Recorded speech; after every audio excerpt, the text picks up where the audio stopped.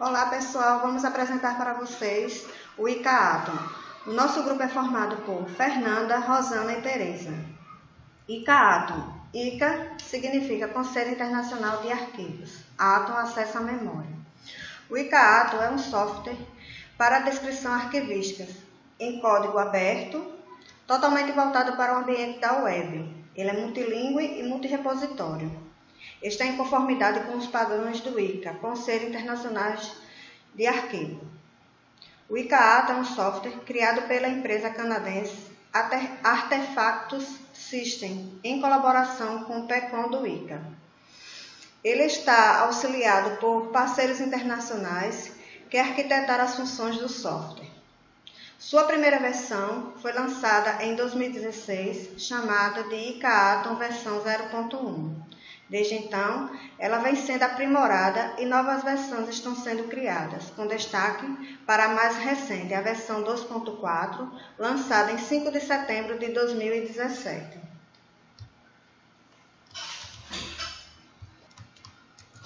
Agora eu vou mostrar para vocês um pouco do ICA Atom na prática.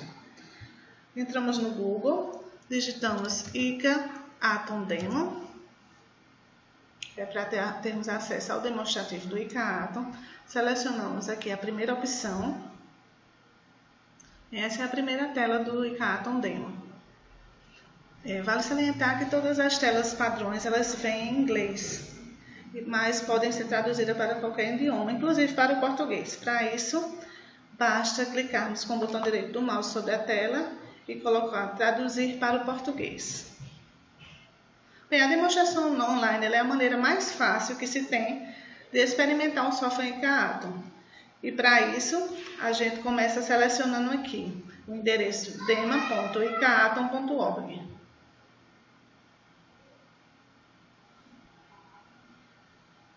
Na sequência, aparece aqui a tela de Bem-vindo ao Atom Online Demo, juntamente com outras informações importantes, como, por exemplo, aqui a demonstração das contas de acesso, que você pode acessar como administrador ou como tradutor. Mas no nosso caso, que a gente precisa dos acessos por completo, nós vamos logar como administrador.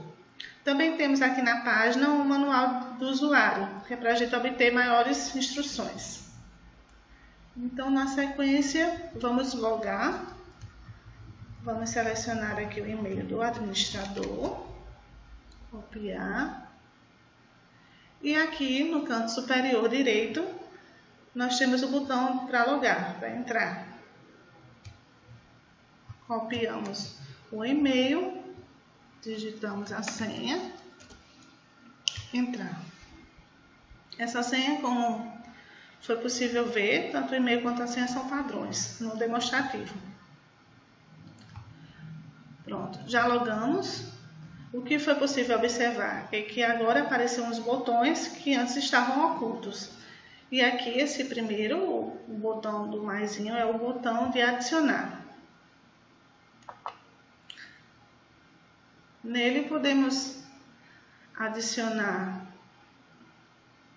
registro de acesso, podemos realizar a descrição do arquivo, registrar a instituição de arquivo, registro de autenticidade.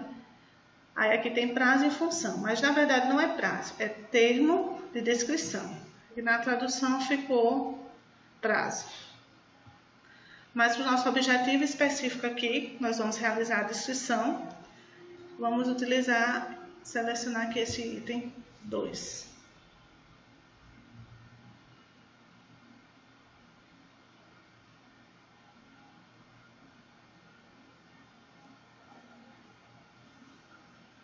Na sequência, temos aqui as áreas da descrição. Essas áreas elas foram criadas conforme a norma internacional geral de descrição arquivística, que é a ESAD-G,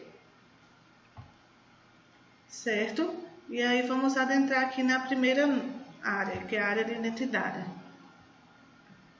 Na área de identidade aparece aqui os metadados, como identificador, título, data, e aí nós vamos preenchendo um a um, para poder criar ao final a descrição total do objeto.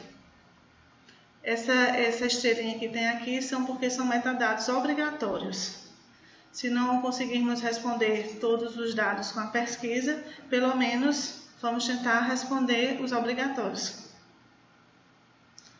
Então, respondendo passo a passo, vamos chegar área por área, vamos chegar até aqui o botão de criar.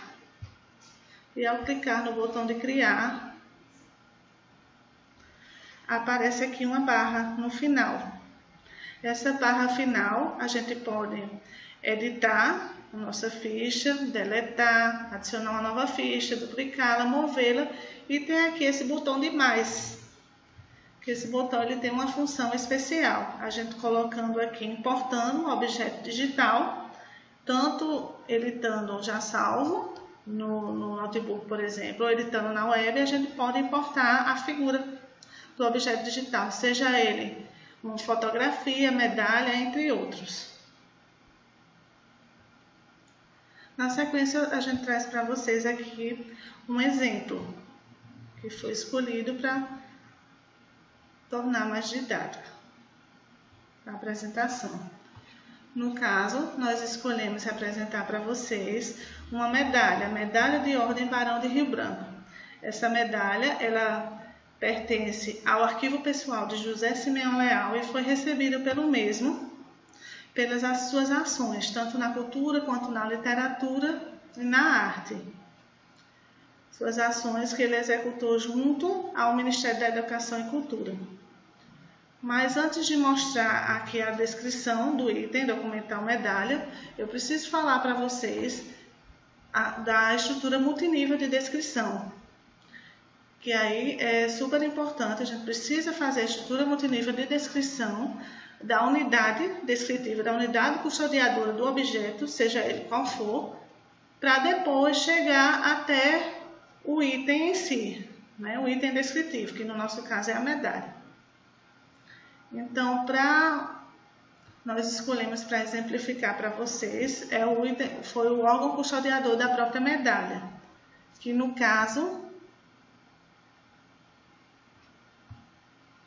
é o NIDI, Núcleo de Documentação e Informação Histórica Regional, que se encontra na UFPB, no Campus 1, no Bloco F, na Central de Aulas. Esse é a logo do NIDI. E aqui eu inseri também aqui nesse botão, né, de adicionar, ali onde tinha instituição arquivística, eu adicionei o NIDI como instituição custodiadora do acervo pessoal de José Simeão Leal. Voltando para o nosso item principal, quero mostrar para vocês, então, aqui a estrutura multinível, que vai desde a unidade custodiadora, o NIDI no caso, até o nosso item documental. Passando por quê? Passando pelo fundo, que no caso é o José Simeão Leal, o grupo, é a documentação pessoal, as séries, que no caso eram 4, mas a medalha pertence à série Honrarias, a subsérie Medalhas, e também existiam outras subséries, mas como se trata de medalha, está nessa subsérie aqui, medalha. E aí, no caso do acervo pessoal de Simeão Leal, 18 medalhas, 18 itens documentais, do qual nós selecionamos a medalha, o item documental, medalha da Ordem Barão de Rio Branco, que é uma comenda muito importante, dada a algumas figuras ilustres aqui no Brasil. Desse lado de cá, assim, centralizando, temos a descrição, os metadados, código de referência, título, data. Tudo isso aqui pertence à área de identificação, que a gente viu anteriormente.